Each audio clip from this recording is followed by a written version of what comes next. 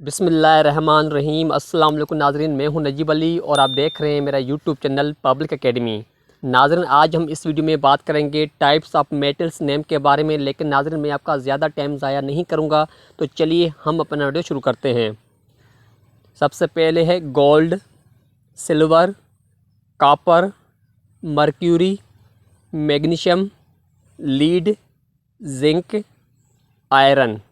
I repeat again, gold, silver, copper, mercury, magnesium, lead, zinc, iron, steel, sodium, sulphur, bronze, aluminium, platinum, potassium, iron. I again repeat it, steel, sodium, sulphur, bronze, aluminium, platinum, potassium and iron.